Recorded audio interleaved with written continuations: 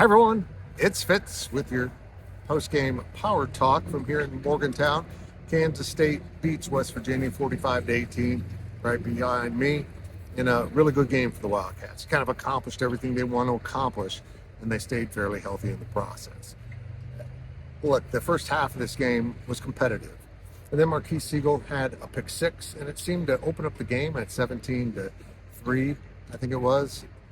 Problem was it put the defense right back on the field, and Garrett Green, the quarterback for West Virginia, did a good job of the quarterback run and wore that defense down quite a bit and got into the end zone. They had an opportunity to maybe tie it up right before halftime as they were right outside the end zone and went for it on fourth down. I think it was fourth at the 2, and K-State held them. But worse yet for West Virginia was Garrett Green bounced his head off the turf and missed the rest of the game, and that really kind of shut things down for West Virginia. They had way too many problems with Kansas State without Garrett Green making plays.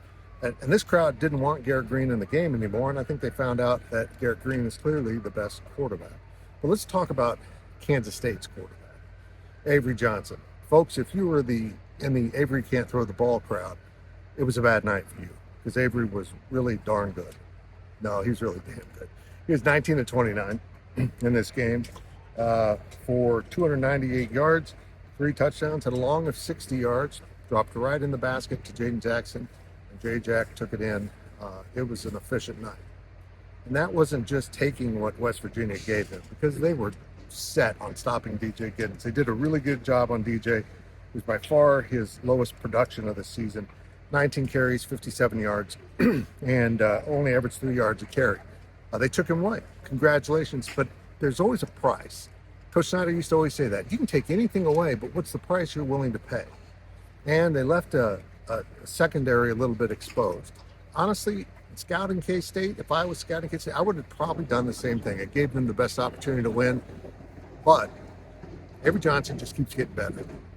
And tonight was a night when they didn't really want to run him. I mean, he was physically beaten at Colorado. It was a rough game. It was a physical game. He left the game for a little bit with an injury and came back. They wanted to protect him. And he was, for the most part, off the table as a running quarterback. There was no run here in the plans, and I think you even saw it probably a couple times when he could have run, we threw it away. He wanted to stay healthy and clean going down through the rest of the season, coming home next week to play Kansas, and I think he'll be full go for that game. But this was a really efficient win for Kansas State. And Chris Kleiman just told us in the post-game locker room that their goal was to get out of here healthy, take care of things, but at halftime they weren't physical enough. And they weren't going to get it done without getting more physical. Kansas State played extremely physical on both sides of the ball. They controlled the line of scrimmage in the second half, and without Garrett Green, West Virginia struggled to move the ball. They did score one more time against Kansas State's backups and went for 2 for some unknown reason to get it to 18. But then Kansas State just came back and scored again and blew this game wide open, winning by 27 points to move to 3-1 in the conference and just kind of show that they're growing as a team. I'll have more about that in tomorrow's daily delivery. But I think the headline here is Avery Johnson.